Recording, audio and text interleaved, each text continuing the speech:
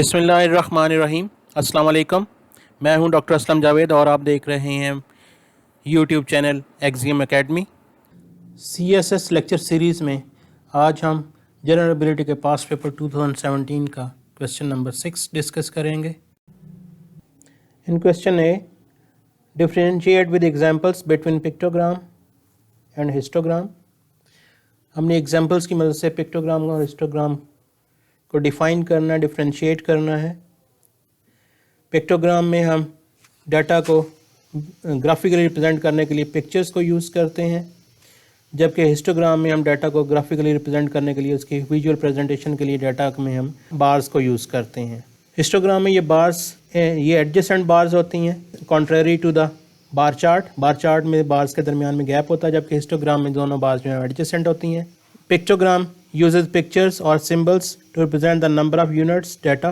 Pictures usually relate to the data shown. These pictures can be some of the most visually appealing diagrams to use. They are often used as a part of advertising campaign. हम इसमें scales बना लेते हैं pictures के अंदर कि हमने कितनी पिक्चर्स जो हैं वो किस साइज़ ऑफ डाटा को रिप्रेजेंट करती हैं। एक पिक्चर जो है वो It is not always suitable for the large quantity of data. जब डाटा बहुत ज़्यादा लार्ज साइज़ का हो तो उस वक्त पिक्टोग्राम जो है वो अप्रोप्रिएट नहीं होता। You do not necessarily need one picture per piece of data. In the diagram, one picture represent two pets. तो यहाँ पे dogs, cats और rabbits और others में tortoise हमने क्या बनाए हैं। तो एक पिक्चर जो है वो दो डाटा को वैल्यूज़ को शो करता है। However, you may still need to show smaller quantities, half picture for one pet. तो यहाँ पर अगर एक पेट को शो करना है तो उसके लिए हम पिक्चर को हाफ कर देंगे। जैसे डॉग में लास्ट पिक्चर जो हाफ है जो कि वन डॉग को रिप्रेजेंट करती है और फर्स्ट थ्री पिक्चर जो कंप्लीट है वो टू ईच, टोटल ये 7 डॉग्स को डाटा को हम रिप्रेजेंट कर रहे हैं इन पिक्टोग्राम।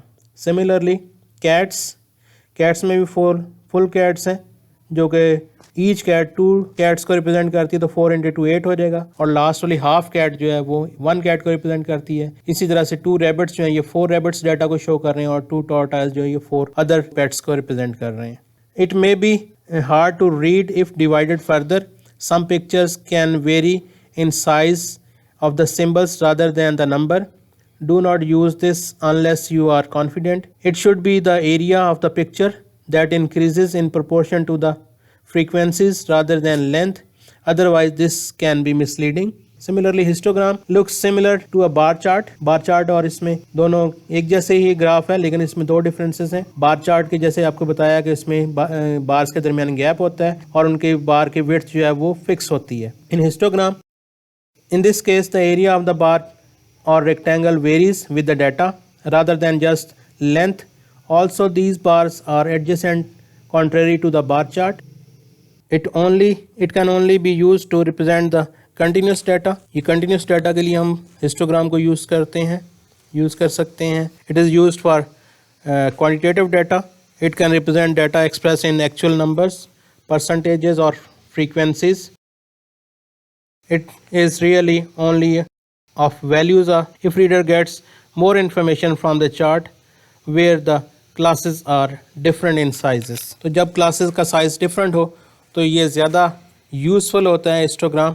ज़्यादा इजीली हम इसको रीड कर सकते हैं, डाटा को अंडरस्टैंड कर सकते हैं। In question 6b, teachers of a certain school were asked to indicate the average number of hours they spend on marking the students' assignments each day. The following data was obtained. ये हमारे पास data given है। Construct the frequency table. First task है कि हमने इसका frequency table construct करना है। And second, draw a histogram illustrating the results. And then हमारे पास जो फ्रीक्वेंसी टेबल होगा उससे हम हिस्टोग्राम जो है इसका वो ड्रॉ करेंगे। सो हमारे पास यहाँ पे ये डाटा गिवन है। ये सारा डाटा जो हमारे पास ये आवर्स टाइम का डाटा है, बट सारा डाटा हमारे पास जितने भी हैं वो सिंगल डिजिट डाटा है। मीन्स तमाम वैल्यूज़ जो हैं वो 9 या 9 से स्मॉलर हैं। हम इसमें मैक्सिमम वैल्यू और मिनिमम वैल्यू इसमें से सॉर्ट आउट करते हैं। अगर हम देखें इसके अंदर जो मिनिमम वैल्यू हमारे पास है वो है इसके अंदर 1 आवर एंड मैक्सिमम वैल्यू जो है वो इसके अंदर 6 आवर है। हम यहाँ पे हमने इसका मिनिमम सॉर्ट आउट कर लिया, minimum value is 1 and maximum value is 6।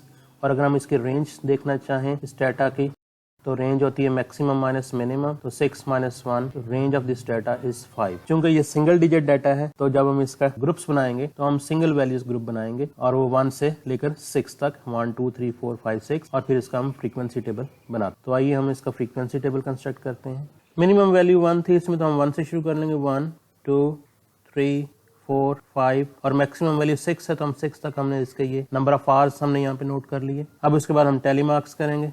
तो टैली मार्क्स में हम यहाँ पे पहला ये 6 था तो 6 के सामने हमारी वर्टिकल लाइन आ जाएगी। देन नेक्स्ट वैल्यू हमारे पास 4 है तो 4 के सामने एक वर्टिकल लाइन, फिर 3 है, 3 के सामने टैली मार्क्स कर देंगे, 1 तो 1 के सामने टैली मार्क आ जाएगा। देन हमारे पास 2 में आ जाएगा, फिर दोबारा से 2 है, एक और वर्टिकल लाइन, 3 में आ जाएगी, 1 के सामने, 4, देन 1 अगेन, 2 5 ये 5 में आ जाएगा, 3 ये 3 में आ जाएगा, 4 के सामने एक लाइन आ गई, 5 के सामने आ जाएगी, देन 2 ये 2 आ गया, अगेन 2। अब ये 4 वर्टिकल लाइंस ऑलरेडी लगा रहे हैं तो 5th लाइन हम यहाँ पे इनको 4 लाइंस के ग्रुप को क्रॉस कर देंगे।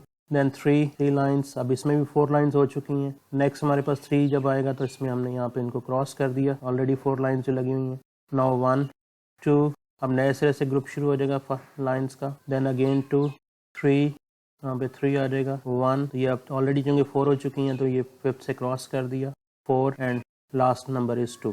अब इनको लाइंस को काउंट करके हम फ्रीक्वेंसी कॉलम में लिख देंगे। तो 1 जो है वो 5 टाइम अपीयर हुआ है, 2 की फ्रीक्वेंसी जो है वो 8 है, 3 की फ्रीक्वेंसी 5 + 1 6 है, 4 की फ्रीक्वेंसी 4 है, 5 की फ्रीक्वेंसी 2 और 1 की फ्रीक्वेंसी 1। इन सब को प्लस कर लेंगे, 5 + 8 + 6 + 4 + 2 + 1, तो ये बन जाएगा 26।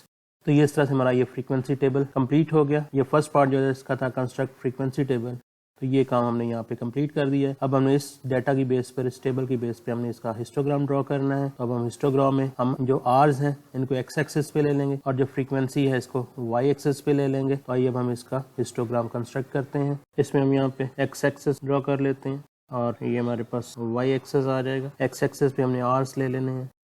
तो यहाँ पे हमारे पास ये 1 2 3 4 5 एंड 6, क्योंकि हमारे पास सिंगल डिजिट आर्स हैं, ग्रुप्स हैं, तो लिहाजा हम यहाँ पे इनके मिडल में हमने लिख लिया। फ्रीक्वेंसी में हमारे पास मैक्सिमम फ्रीक्वेंसी 8 है, हम यहाँ पे 2 का स्केल ले सकते हैं। यहाँ पे 0 होगा तो ये 2 4 6 8 10, तो ये हमने वाई एक्सिस पे ले लिया। अब हमने फर्स्ट बॉक्स जो है वो 1 के ऊपर बनाना है, तो ये इसकी फ्रीक्वेंसी 5 होनी चाहिए। इसका मतलब हम यहाँ पे ये 5 का हम यहाँ पे ये बॉक्स बना देंगे इस तरह से।